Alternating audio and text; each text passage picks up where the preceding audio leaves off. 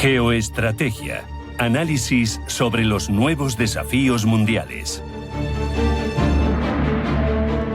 Si hay un actor en la geoestrategia, en el panorama internacional relevante, lo sabemos, es Estados Unidos. Hemos esperado hasta este momento para hablar de él, no por falta de relevancia, sino porque la actualidad del mundo, la actualidad internacional, es más que candente. Hoy mismo tenemos desde Estados Unidos cuestiones relevantes para su futuro político, donde vuelve la pesadilla de los tribunales para Donald Trump, aunque de momento se está viendo relativamente bien librado. En cualquier caso, lo que pasa en Estados Unidos, lo que pasa en el imperio, sin duda va a afectar al resto de la comunidad internacional. Eso es evidente. Queremos hablar de esos comicios, queremos hablar de la posición, cómo puede cambiar de Estados Unidos, y para eso hemos traído dos voces autorizadas. Tenemos en el estudio a Julián Castro Machuca, que es responsable de Relaciones Institucionales de Geopol 21. Julián, bienvenido, buenas tardes. Encantado, un placer de estar aquí. Y también nos acompaña Carlos Fernández Morán, director general de Global Intelligence. Carlos, un placer, buenas tardes. Encantado igualmente. Lo primero, por abrir el fuego y por empezar a hablar de algo que hay mucho sobre la mesa, si nos centramos en que prácticamente quedan 2 meses, estamos a comienzos de septiembre y a comienzos el 5, primer lunes después del primer martes después del primer lunes de noviembre, que me liaba yo, elecciones presidenciales en Estados Unidos. ¿Va a cambiar mucho, Julián, si está Kamala Harris o si está Donald Trump, el efecto, la influencia de Estados Unidos en todo el panorama internacional? Pues mira, yo es que tengo una opinión muy, por decirlo así, concreta frente a esto. Pienso que Kamala Harris va a jugar un papel fundamental si llegase a ser presidente de los Estados Unidos, porque Kamala Harris tiene algo que Donald Trump no tiene, que es primero continuar con una política demócrata, la cual para algunos ha sido exitosa, para otras no. Pero de por sí va a repercutir demasiado en la arena internacional, ya que los demócratas últimamente se han caracterizado por ser muy belicistas, y ese panorama bélico que tiene de por sí los demócratas puede perjudicar claramente si Kamala Harris llega al poder. Yo opino, por contra, que Estados Unidos tiene una doctrina militar a largo plazo, tiene un sentido de Estado, y entonces pienso que más allá de los cambios políticos que puedan haber, hay ciertas cuestiones que no van a cambiar. Cuestiones como, apoyo a guerras que ya están sucediendo. A pesar de esa reiterada afirmación de Donald Trump en sus campañas electorales de yo soy el presidente más pacifista porque yo sacaría a Estados Unidos de los conflictos. Y ha sido el más pacifista, lo ha demostrado. ¿Qué puede hacer? ¿Puede hacer una retirada escalonada un poco de los presupuestos de defensa para Ucrania? Puede hacerlo, pero tampoco le interesa mostrar esa debilidad frente a China, con una China con la que además tiene abierto una guerra económica. Entonces, yo pienso que más allá de las doctrinas propias de los partidos políticos demócratas o republicanos, hay un sentido y una línea de Estado, hay un sentido de Estado y de estrategia nacional, y eso involucra el seguir con los frentes abiertos que tiene abiertos hoy en día. La actualidad quizá nos obliga, Julián, pero hoy hemos visto, como apuntaba al comienzo, que los tribunales, a pesar de la sentencia del Supremo que le daba una cierta inmunidad en su actividad como presidente, pues están intentando quienes le acusan, fiscales, perfilar perfectamente cuáles han sido las decisiones tomadas y que no estarían sujetas a inmunidad, y por eso se intenta que vuelva a comparecer por haber intentado anular los resultados de las elecciones de 2020. Él ya ha dicho esta misma mañana que no piensa declarar, que no piensa acudir y que él se declara inocente. ¿Cómo crees que puede afectar de cara a las elecciones todo esto? ¿Se va a conseguir librando? Porque hasta ahora se ha librado y tenía un montón de causas abiertas. Sí, o sea, como tú mismo lo has dicho, se ha librado, y yo pienso que no va a repercutir para nada. Al contrario, el papel de Donald Trump siempre ha sido una figura muy polémica, una figura que se ha caracterizado por tener, no solo ahora, ¿sabes?, sino siempre. Toda la vida ha tenido escándalos. Y pienso que eso, antes de restarle, le suma. porque lo pone en primera página. Se victimiza, además, aprovecha para decir que me persiguen los demócratas. Es un showman, nunca ha dejado de serlo. Exacto. Se habla mucho en los últimos días, Carlos, de una agenda, la Project 2025, que se supone, porque esto es todo un poco difuso, que lo han hecho colaboradores y excolaboradores de Trump. Se supone que Vance podría estar ahí, su candidato a vicepresidente, y que tiene una serie de postulados muy conservadores. Se le ha preguntado en público, él ha dicho, de momento, que sabemos que es un artista como una anguila para salir de todo, que algunas cosas le parecen payasadas y que con otras está completamente de acuerdo. ¿Realmente puede escaparse en una campaña electoral en la que se juegan tanto ambas formaciones iniciativas que vayan por libre? No sé cómo ves tú este Project 2025. Bueno, yo pienso que, a ver, lo que tienen que hacer, o sea, la misión de los candidatos a la presidencia es atraer el voto de sus votantes. Esa es su principal y prácticamente se puede decir que única misión a lo largo de la campaña. Esto trae consigo una serie de, pues por ejemplo, ellos van a llevar a cabo una retórica que vaya a favor de esos votantes, de esa masa poblacional que les está apoyando. Luego, diferente será lo que cuando lleguen al poder hagan o cómo lo hagan, una vez que lleguen al poder, cómo lo hagan. Entonces yo pienso que son iniciativas que son positivas, que llaman a la gente a votar, pero bueno, que no siempre tienen que ser 100% reales o se van a materializar tal y como lo están mencionando. Julián, yo no sé si esto había pasado alguna vez en la historia electoral de Estados Unidos, pero hemos asistido a un recorrido, que sabemos que las presidenciales tienen un recorrido larguísimo en Estados Unidos, desde las primarias, que casi se tiran 2 años metidos en elecciones, directa o indirectamente. Y hemos asistido a un candidato que es pato cojo, se convierte en pato cojo porque él voluntariamente, o no voluntariamente, pero bueno, él decide echarse a un lado y de repente su número 2, cuando quedan poquísimo tiempo, quedan 3 meses, quedan 4 meses, intenta revitalizar la campaña. Parece que lo ha conseguido en cierta medida, pero es algo inédito, ¿no? ¿Cómo lo ves tú? ¿Y crees que le puede servir el empuje a los demócratas? Sin duda alguna era la mejor opción que pudo hacer los demócratas, que es retirar a un presidente el cual se ha demostrado que es incapaz de asumir una nueva candidatura. Así que yo pienso que ha sido muy acertado. El papel de Kamala Harris es muy importante, ya que no solo representará el actual gobierno Biden, sino la nueva generación demócrata. Estamos hablando no solo de una izquierda convencional, sino de una nueva era para los demócratas. Y no solo eso, por estos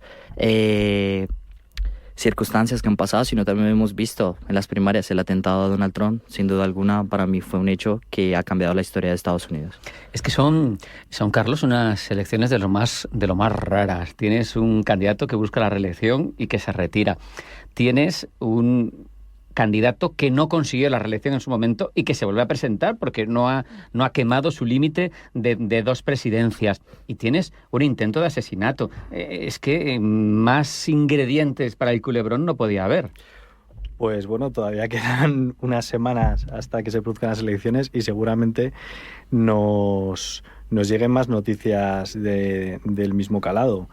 Están siendo unos tiempos muy convulsos. Las elecciones estas van a suponer una sacudida para, todo lo que pasa en Estados Unidos al final por contragolpe llega a Europa, llega a España, llega a todos sitios, ¿no? Entonces yo creo que estas elecciones son un punto de inflexión en el mundo. Las cosas nunca han estado tan delicadas como han estado ahora, pero yo soy partidario de pensar de que va a seguir todo en una línea como la actual, de que no van a cambiar grandes cosas. Todo show, que es lo típico de Estados Unidos, sí, de show más mucho oropel, pero al final en lo fundamental del análisis poco cambio, ¿no? Exactamente, al final poco cambio, mucho para las masas, muchas ideas populistas y demás, pero luego pienso que tienen una doctrina de Estado y ellos van a por lo suyo, que saben lo que les funciona. Es un país que está construido en base a una doctrina militar y es lo que va a prevalecer. Permíteme, Julián, que vuelva a tu apunte sobre Kamala y sobre su gobierno en caso de que consiguiera el triunfo. Sabemos que en su momento, en una carrera larga y en la que ha ejercido distintas responsabilidades, fue fiscal en California, fue fiscal de mano dura, fue fiscal a la que se le reprochó, en principio, traicionar un poco la orientación demócrata entre quienes la han querido criticar. Ella siempre ha hecho gala de pertenecer a minorías, de ser india por parte de madre, jamaicana por parte de padre. ¿Cómo crees tú, si llegara a la Casa Blanca, que podría desarrollar esa labor de gobierno Kamala Harris? Pues mira, ahora eso lo veremos ahora, no mucho. El 10 de septiembre va a haber un debate en el que por primera vez se van a ver la cara a los dos candidatos. Y de por sí hace poco hubo una entrevista en CNN que la tenía prácticamente servida para que se luciera, pero lamentablemente no supo aprovechar todas estas oportunidades que le han dado.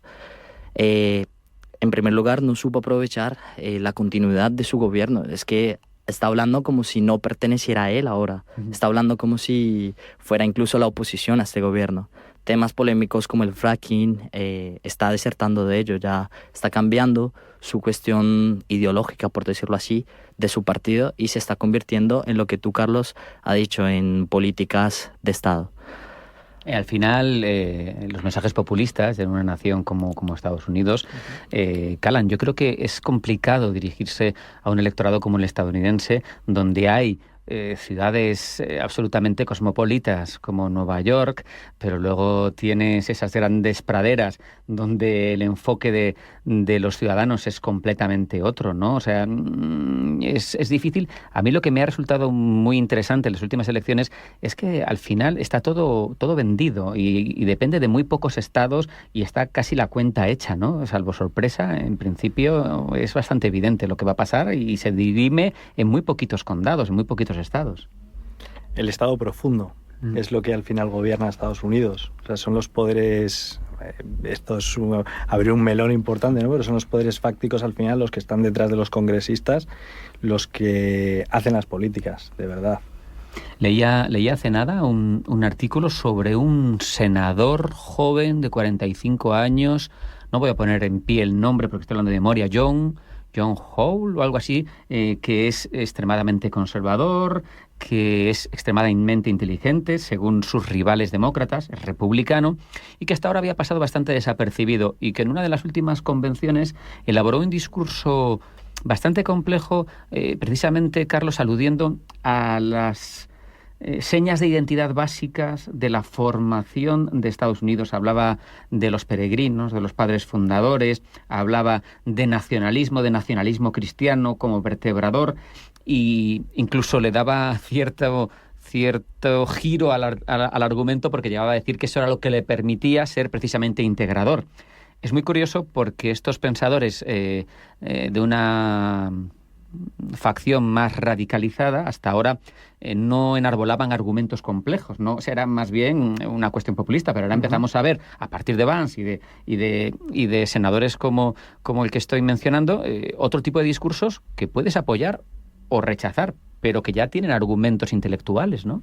Sí, aquí lo importante es ver que Estados Unidos siempre ha aplicado esta política, que siempre hay que tener un enemigo externo para no destruirse entre sí. Entonces yo pienso que lo que vamos a ver es eso, enemigos externos. China, Rusia, Irán, y se van a multiplicar más, muchos más. Pero lo que hay que ver aquí es que los republicanos y los demócratas cada vez están llegando con más intelectuales y argumentos más sólidos, los cuales lo pueden llevar a un empate rotundo como actualmente estamos viendo. Iba a preguntároslo al final de la mesa, pero es que no me puedo resistir hablando de proceso electoral. Si pierde Trump, ¿hay riesgo de guerra civil? Hay un riesgo muy grande de guerra civil en Estados Unidos. Es algo que puede resultar anacrónico, pero es cierto. O sea, las cosas nunca han estado como están ahora. Hay estados que prácticamente se han mostrado independientes ante el resto del país. Texas. O sea, como Texas, sí, exactamente. Bueno, que es que Texas sabemos que fue de las últimas incorporaciones. Es que pusieron frontera. Y tuvo un momento que fue un estado independiente, previamente a incorporarse, por lo tanto, tiene una tradición un poco levantisca. Entonces, yo creo que si no gana... Bueno, a ver, dependiendo de lo que pase en las elecciones, el riesgo de guerra civil está ahí. El riesgo de guerra civil está ahí, bien por varios factores o porque consideren una parte que la otra parte ha vulnerado, digamos, el sistema de recuento o lo que sea, pero la cuestión está sobre la mesa. Hombre, esperemos que no suceda nada. Yo personalmente creo que al final se estabilizará la cuestión, pero que ha habido conatos de ello y que se pueden suceder, contaría con ello. Julián, ¿tú cómo lo ves? Porque esto es muy delicado. Mira, yo es que hace poco me terminé de ver una película que precisamente habla de esto, de Civil War, ¿no? Uh-huh. Que por cierto se las recomiendo para que si hay un escenario posible de guerra civil, pues bueno, ya tenemos algo previsto. Yo es que lo veo factible también, ya es que con todo lo que está pasando en el mundo y más en Estados Unidos, pienso que es un escenario probable. No lo descarto que sea inmediato, pero si llega a perder Donald Trump, ya sabemos qué es lo que pasa y sus seguidores claramente harán cualquier cosa para que los demócratas no sigan en el poder. No me gusta citar nada y dejarlo en el aire, porque al final esto se trata de dar que pensar y de dar que leer. Pues se lo recomiendo, Le Grand Continent, búsquenlo en la web. Hay un artículo sobre Josh Hawley, Hawley, en el que justifica las políticas del trumpismo a futuro y en el que se basa nada menos que en San Agustín, filosóficamente, para justificar por qué hay que volver a una suerte de nacionalismo cristiano a partir de 2025 en Estados Unidos. Ya les digo, legrandcontinent.eu. Carlos, quería preguntarte también, desde el aspecto internacional, que al final nos interesa la geoestrategia especialmente. Es obvio que si hablas de Estados Unidos hablas de geoestrategia porque es quien domina el mundo. A mí me da la sensación, corrígeme si no estás de acuerdo, de que desde la caída de la Unión Soviética hemos tenido 3 décadas, por decir algo, de mundo monopolar, porque al final ha sido un dominio abrumador. Ahora se habla de la transición a un mundo multipolar, pero yo te pregunto, en tu opinión, ¿con qué configuración? Estados Unidos frente a China, Estados Unidos y sus adláteres, que son pequeñitos la mayoría, contra un China, India, Rusia, o un China, Irán, Rusia, porque al final India juega mucho a ser demócrata, pero no le importa aprovechar. Bueno, no sé, ¿cómo lo ves tú?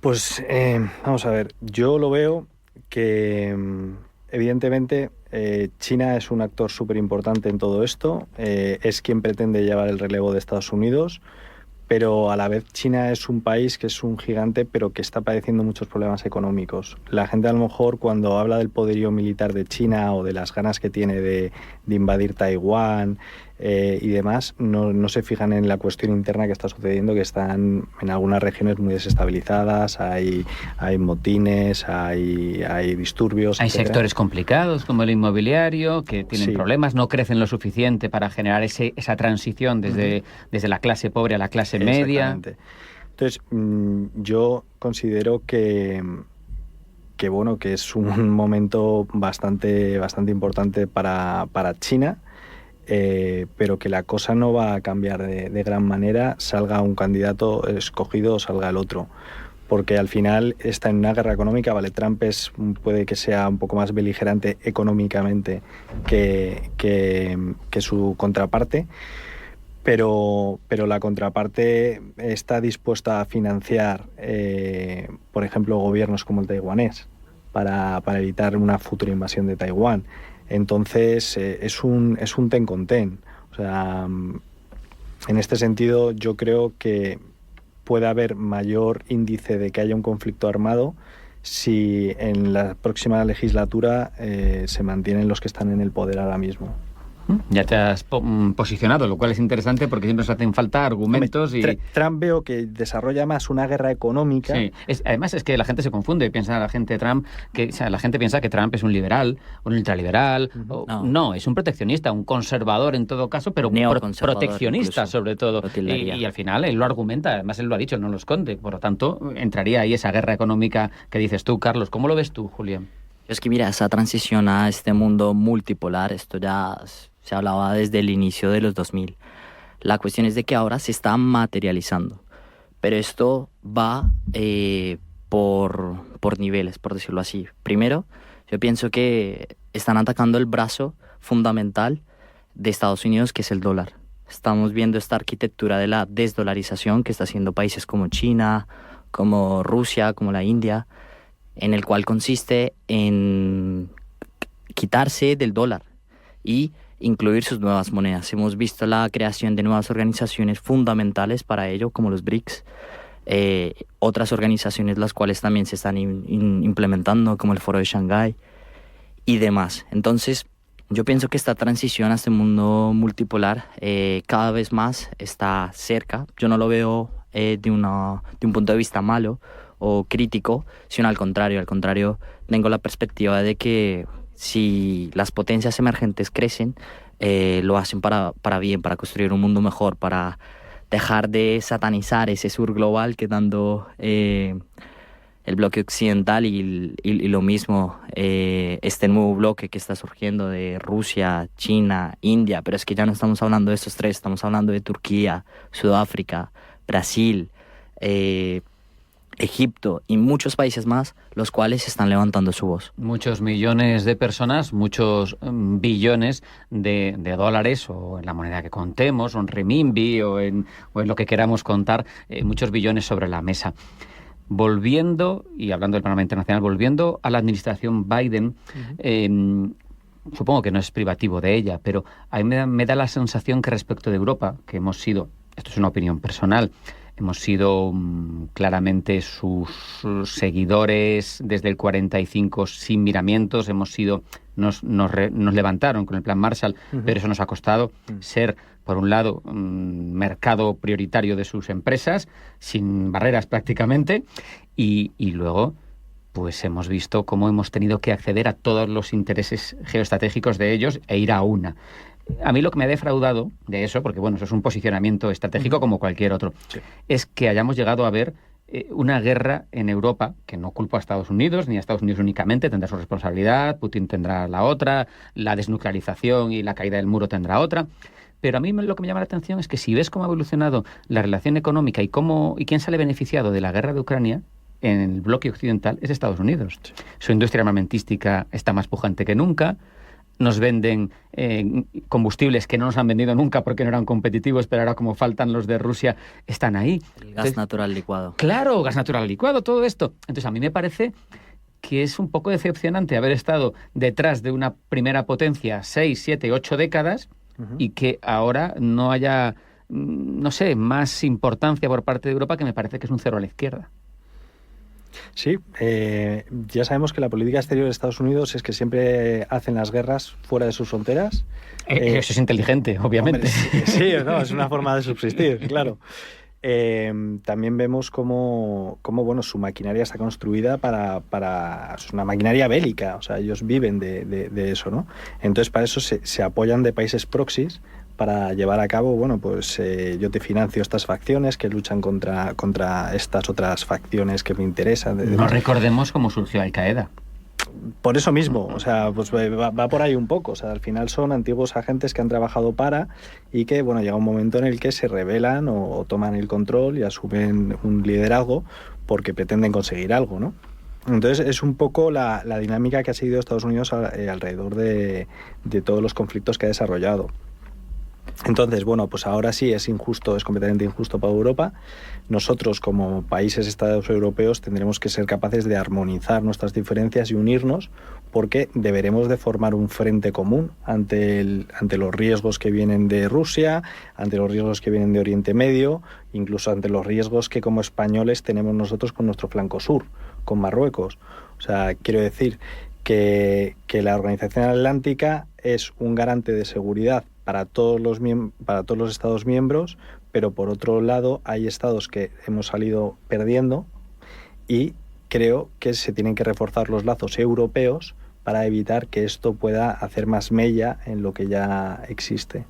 Autonomía estratégica que muchos ya reclaman, como Macron, no sé si con mucho éxito, con poco éxito, y desde luego unidad política yo creo que sería una clave necesaria. Mira, para mí lo que acabas de tocar es muy importante. La autonomía estratégica abierta, que es el nuevo concepto que ha adoctrinado el Consejo Europeo. Es muy importante también tener todos estos estudios de prospectiva, porque hay que mirar hacia el futuro, los estudios de futuro, cómo es la concepción de China hacia futuro. China se está visualizando hasta el 2050.